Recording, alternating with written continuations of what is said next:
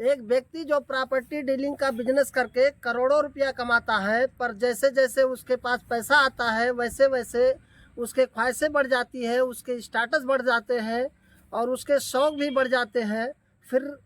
उसी हिसाब से उस व्यक्ति के ज़िंदगी में एक नए नए दुश्मन भी पैदा हो जाते हैं। और ये स्वाभाविक बात है कि कोई भी आदमी जब तरक्की करने लग जाता है तो उसके ज़िंदगी में जैसे वो तरक्की करता है उसके पीछे पीछे उसी हिसाब से उसके बहुत सारे दुश्मन भी बनना चालू हो जाते हैं। एक दिन वह व्यक्ति अपने भाई से कहता है कि भाई, मुझे लगता है कि मेरे पीछे पीछे कोई भी आदमी आता है और मेरा पीछा कर रहा है, जिससे मुझे लगता है कि कुछ खतरे का अनहोनी होने के लिए ऐसा मुझे दिखाई पड़ रहा है। फिर इसके पहले उसको आभास हो जाता है कि शायद कुछ गड़बड़ होने वाला है। तभी एक दिन वो सवेरे मॉर्निंग वॉक पे जाता है और उसका एक्सीडेंट हो जाता है और एक्सीडेंट होने के बाद में वो आदमी घटना स्थल पर भी मौत हो जाता है। नमस्कार, मैं हूं जगदीश गुप्ता। न्यूज़ सत्य तक की एपिसोड में मैं फिर से हाजिर हूं एक क्राइम स्टोरी के साथ। उम्मीद करता हूं आप लोग बहुत अच्छे होंगे। कहानी शुरू करने से पहले आपसे एक गुजारिश है कि अगर आप चैनल पे नए हैं तो आप चैनल को सब्सक्राइब ज़रूर कर लें, जो कि इसी तरह से क्राइम स्टोरी हम हर दिन लेकर के इसी चैनल पे आते हैं। चलिए, आज की जो सच्ची घटना हम आपको सुनाने जा रहे हैं, ये उत्तर प्रदेश का एक ज़िला पड़ता है कानपुर, और इसी कानपुर के एक जगह पड़ता है सैनपरा, और इसी सैनपरा के थाने के अंदर एक गांव आता है कोयला नगर। और इसी कोयला नगर इलाके का रहने वाला एक व्यक्ति का नाम होता है राजेश गौतम, जिसकी उम्र लगभग 36 साल होती है, और उसकी पत्नी का नाम पिंकी होता है। पिंकी का उम्र लगभग 32 साल होता है, और उसके दो बेटे होते हैं, जो बड़ी उम्र लगभग 9 साल होता है और छोटे बेटे का उम्र 6 साल होता है। राजेश पेशे से एक टीचर है और साथ में ये प्रॉपर्टी डीलिंग का काम भी करता रहता है। इसके वजह से राजेश ने करोड़ों रुपए की संपत्ति अपने नाम कर ली थी, और दिन ब दिन इसने बहुत अच्छा तरक्की भी कर रहा था। पर जैसे जैसे उसके पास पैसा आना शुरू होता था वैसे वैसे राजेश की कई सारे दुश्मन भी आगे आगे आ रहे थे, क्योंकि जब वह अपने घर से बाहर निकलता था तो उसके कुछ अक्सर उसका लोग पीछा किया करते थे। इसके बारे में राजेश एक दिन अपने बड़े भाई ब्रह्मदत्त को बताया कि हमें लगता है कि हमारा कोई पीछा कर रहा है। 4 नवंबर 2023 का ये वाक़या है। सुबह के करीब 5 बजे के आसपास राजेश मॉर्निंग वॉक पे निकलता है, और थोड़ी ही दूरी तक जैसे वो जाता है वैसे पीछे से एक 4 व्हीलर गाड़ी में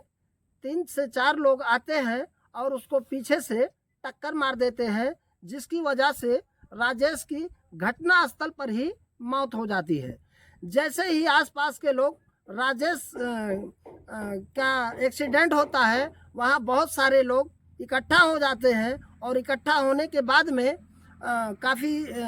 लोगों के दिल में तरह तरह का ख्याल आने लगता है। फिर बहुत सारे लोग इकट्ठा हो करके उसके पत्नी को पिंकी को खबर दिया जाता है, और पिंकी घटना स्थल पर आके पहुंचती है, और जब राजेश को देखती है कि राजेश एक्सीडेंट से हो करके वहाँ पे मृत पड़ा हुआ है, तो वो फूट फूट कर उसकी पत्नी जो होती है पिंकी, वहाँ पे वो रोने लगती है।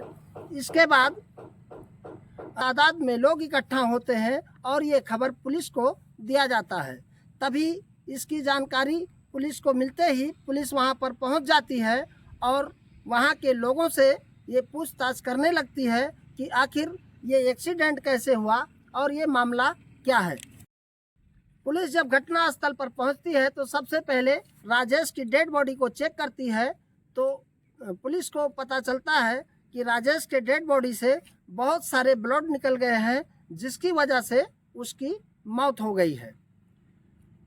इसके बारे में पुलिस जब वहां से लोगों से पूछताछ करती है तो एक व्यक्ति कहता है राजेश सुबह सुबह मॉर्निंग वॉक के लिए निकला था और पीछे से किसी गाड़ी ने एक्सीडेंट कर दिया और इसके वजह से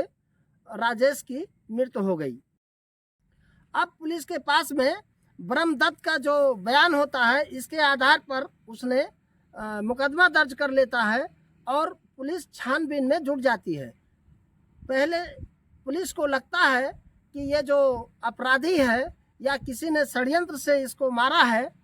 तो इसके ऊपर पुलिस की पूरी नज़र होती है कि इसकी स्टार्टिंग जांच हम कहाँ से शुरू करें। इसके बाद पुलिस उस एरिया के जितने भी सीसीटीवी कैमरे होते हैं, सारे सीसीटीवी कैमरे को खंगालना शुरू करती है और जब वो देखती है कि एक गाड़ी पीछे से आती है और इसको टक्कर मारती है और टक्कर मारने के बाद एक खंभे से जा कर के टकरा जाती है और टकराने के बाद में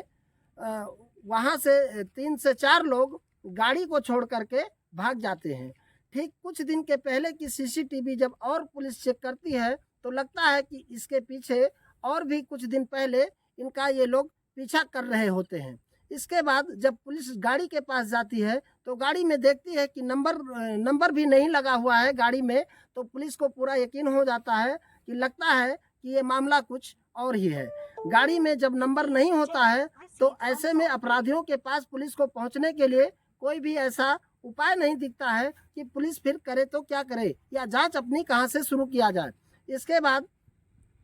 पुलिस तुरंत जो है गाड़ी को लेकर के अपने कब्जे में लेती है और फिर से ये जांच पड़ताल शुरू करती है। जांच पड़ताल शुरू करते करते राजेश की पत्नी जो पिंकी होती है, पिंकी के पास जाती है पुलिस और उससे पूछती है कि अच्छा ये बताओ कि ये जो तुम्हारे पति राजेश हैं, इनका हत्या किसने की और कैसे की, क्या तुमको इनके किसी के ऊपर शक है तो आप मुझे बता सकती हो। तो पिंकी कहती है कि सर हमारा पति, हमें लगता है कि वो एक्सीडेंट से मर गया है, उसका किसी ने हत्या नहीं किया है। बस यही बात पुलिस को सुनने के बाद पुलिस को तुरंत पिंकी के ऊपर शक हो जाता है और तुरंत पुलिस थाने में जाती है और थाने में जा कर के पिंकी का जो कॉल डिटेल होता है मोबाइल, वो खंगालना शुरू करती है। तो उसमें से जो निकल करके आता है कि पिंकी जिस दिन इसके पति का हत्या हुआ, जिस दिन इसके पति का एक्सीडेंट होता है, उससे थोड़ी देर पहले पिंकी एक किसी नंबर पे मोबाइल पे बात करती थी और उस नंबर पे लगातार लगभग कई महीनों से उस नंबर पे बात होता रहता था। इसके बाद में जब पिंकी का मोबाइल डिटेल लेने के बाद पुलिस तुरंत पिंकी के पास पहुंचती है और पिंकी से पूछताछ करना शुरू करती है। पिंकी जिससे बात करती थी, वो जो मोबाइल नंबर था वो एक किसी सोनकर के नाम से रजिस्टर्ड था वो सिम। फिर वो रजिस्टर्ड जो सिम था, उस सोनकर को के बारे में पिंकी से पुलिस पूछताछ करती है और कहती है कि ये सब मामला किस तरह से हुआ है। तो पिंकी उससे कहती है कि सर इसके बारे में मुझे कोई जानकारी नहीं है। फिर सोनकर को पुलिस बहुत कड़ाई से पूछताछ करती है और उनको थाने में लेके आती है। तो जब पुलिस बहुत सख्ती से पेश आती है सोनकर को, तो सोनकर जो कहानी पुलिस को सुनाता है, आपको सुन करके आपके पैरों तले जमीन खिसक जाएगी। पुलिस को जो कड़ाई से पूछताछ करने के बाद में जो सोनकर होता है, वो जो पुलिस को कहानी सुनाता है, आप सुनिए, आपको सुनने से आपके पैरों तले जमीन खिसक जाएगी। वो सुनाता है कि जब ये राजेश एक टीचर होने के साथ साथ प्रॉपर्टी डीलिंग का भी ये काम करता था, जिससे इसने काफ़ी पैसा कमा लिया था और नाम भी कमा लिया था। इसके वजह से इसने कोयला नगर में एक ज़मीन खरीदी और उस ज़मीन को बनाने के लिए वहाँ पे एक मकान की तैयारी किया। और जब ये मकान बना रहा था, उसी समय वहाँ पर ये सोनकर राजमिस्त्री का काम करता था और इसके घर काम करने के लिए वो आया हुआ था। जिस दिन पहली दिन जब ये वहाँ पहुँचता है मकान के पास में, और जब इसकी पत्नी को देखता है राजेश के,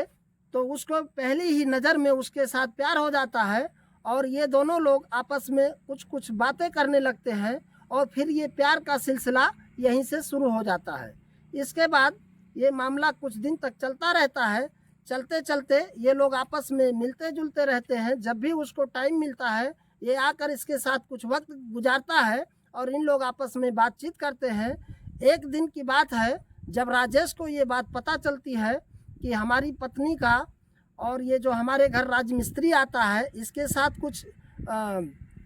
लव स्टोरी चल रहा है, तो इसने अपने पत्नी को एक दिन बहुत गुस्से में बहुत काफ़ी मारा पीटा, जिसके कारण इसकी पत्नी काफ़ी नाराज़ हो गई। और नाराज़ होने के साथ साथ उसी दिन इसने एक प्लान बनाया कि मैं आज के बाद तुमको कभी ना कभी जहर दे के मार दूंगी। उसके बाद ये फिर पत्नी इसकी एक दिन इसको जहर दे देती है खाने में, और संजोग से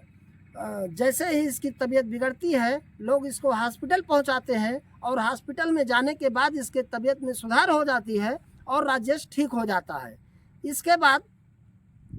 ये जब सिलसिला कुछ दिन तक चलता रहता है तो एक दिन का इत्तेफाक ऐसा होता है कि ये दोनों आपस में मिलना जुलना बंद कर देते हैं, और इसको पता चल जाता है तो ये सोनकर को जो राजमिस्त्री होता है इसको भी डांटता है और बहुत काफ़ी उसको मारता पीटता है और कहता है कि तुम हमारे घर आज के बाद आना जाना बंद कर दो, नहीं तो ठीक नहीं होगा। इसके बाद फिर जब ये दोनों आपस में मिलना जुलना नहीं हो पाता था तो दोनों को बहुत काफ़ी गुस्सा रहता था। इसके कारण से एक दिन इन्होंने ऐसा प्लान बनाया कि इसकी जो पत्नी होती है वो कहती है कि मैंने इसको जहर दिया था और जो मैं किया था ये शायद ठीक नहीं है, इसमें हम फंस सकते हैं, इसलिए हमें इसको मारने के लिए कोई अलग तरीका ढूंढना चाहिए। उसके बाद फिर ये पत्नी जो इसकी जो पत्नी होती है ये इसको एक ऐसा और षड्यंत्र बनाती है कि इसको मारने के लिए एक सुपारी किलर के पास जाती है और बात करती है कि आप हमारे पति को रास्ते से हटा दीजिए, और हटाने के लिए आपको कितना पैसा चाहिए हम आपको दे देते हैं। इसके बाद ये कुछ पैसा दे देती है एडवांस में, लेकिन वो जो सुपारी किलर होता है वो इसका पैसा खा करके फरार हो जाता है और इसका काम नहीं हो पाता है। फिर जब ये परेशान हो जाती है तो ये अपने आशिक सोनकर से कहती है कि मैंने ऐसे जगह पे पैसे दिए थे लेकिन मेरा काम नहीं हो पाया, अभी आपको मेरे पति को रास्ते से जैसे भी हो हटाना है, क्योंकि इसके नाम से 3 करोड़ का एक इंश्योरेंस है और 45 करोड़ की प्रॉपर्टी है, जो कि इसको मारने के बाद हम लोगों के हाथ में आ जाएगा और हम लोग अपनी ज़िंदगी को बहुत अच्छे से एंजॉय करेंगे और आराम से जीते रहेंगे, और हम दोनों आपस में शादी कर लेंगे, क्योंकि 45 करोड़ रुपए की जो प्रॉपर्टी है ये हमारे नाम हो जाएगी और 3 करोड़ का जो इंश्योरेंस है वो भी हमें मिल जाएगा। इसी बात पे दोनों में सहमति हो जाती है, और उसका जो प्रेमी होता है और ये जो राजेश की वाइफ होती है ये दोनों मिलकर के ये प्लान बनाते हैं कि आज इसको किस तरह से मारा जाए जैसे कि इसकी मौत भी हो जाए और हम लोग पकड़ में भी ना आए। फिर ये जाता है अपने चचेरे भाई से कहता है सोनकर कि ऐसा ऐसा काम है, तुम एक आदमी को रास्ते से हटा सकते हो। फिर वो बोलता है ठीक है, आप मुझे इसके बदले 4 लाख रुपया दे दो और मैं उसको रास्ते से हटा दूंगा। फिर ये उसका जो चचेरा भाई होता है वो अपने दोस्त को लेकर के एक 4 व्हीलर गाड़ी का इंतज़ाम करता है, और इसकी जो बीवी होती है ये कहती है कि सारा डायरेक्शन हम आपको देंगे, इसको कौन सा दिन मारना है, कितना समय मारना है और किस प्लान के साथ मारना है, मैं आपको जैसा बताऊंगी उस तरह से आप लोग ये काम आगे की तरफ बढ़ा लीजिएगा। उसके बाद एक दिन की इत्तिफाक की बात है, ये राजेश सवेरे 5 साढ़े 5 बजे अपने घर से निकलता है मॉर्निंग वॉक के लिए, और जैसे ही कुछ दूर जाता है पीछे से 3 से 4 लोग आते हैं और पीछे से उसको गाड़ी में एक्सीडेंट करके सीधा गाड़ी चढ़ा देते हैं इसके ऊपर, और राजेश का मौके पर मौत हो जाए। एक अनुरोध भी है कि इस वीडियो के बारे में आपको क्या कहना है, आप हमें कमेंट बॉक्स में ज़रूर बताइएगा। फिर मिलते हैं नेक्स्ट वीडियो में, तब तक के लिए अपना ख्याल रखिए। नमस्कार, वंदे मातरम।